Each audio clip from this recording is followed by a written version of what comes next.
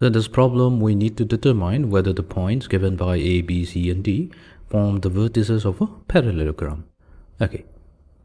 Let us suppose we have a parallelogram A, B, C, and D. These are the vertices of the parallelogram.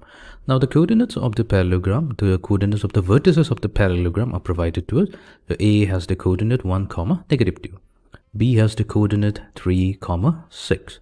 C has the coordinate 5, 10, and D has the coordinate 3, 2. Now, in order to show that the parallelogram, this A, B, C, D is indeed a parallelogram, all we have to show is that the opposite sides are equal in length.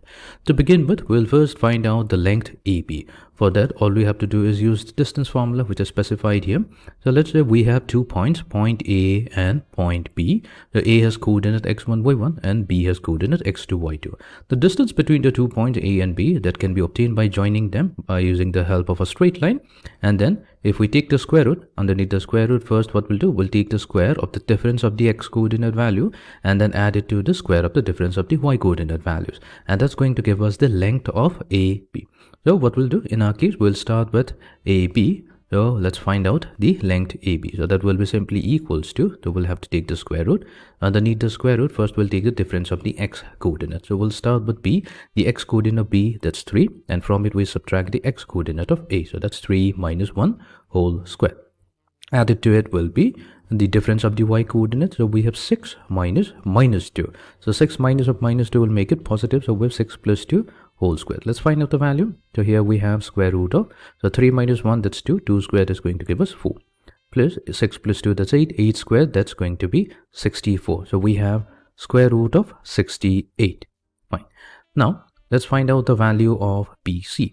So BC is going to be equals to, we'll take the square root. Underneath the square root, first we'll take the difference of the x coordinate. So we'll start with 5 and from it we subtract 3. So we have 5 minus 3, that's 2 squared.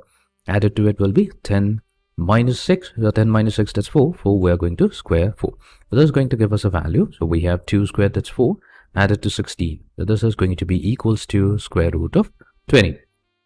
Now we will find out the value of CD. So CD is going to be equals to, we'll take the square root. Underneath the square root, first we take the difference of the x coordinate. So that's 3 minus 5. So that's going to be -2. So we have -2 squared plus the difference of the y coordinate. So we have 2 minus 10. So that's -8 squared. So this will be simply equals to square root of 4 plus 64, which comes out to be square root of 68.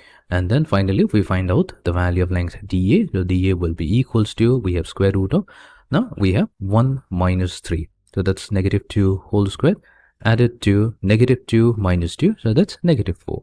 So -2 squared plus -4 squared. So that gives us a value square root of 20.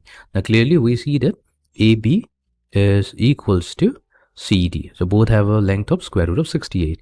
And we have the length BC. So BC comes out to be equals to DA. Since the opposite sides are equal, that means indeed ABCD is going to be a parallelogram, hence proof.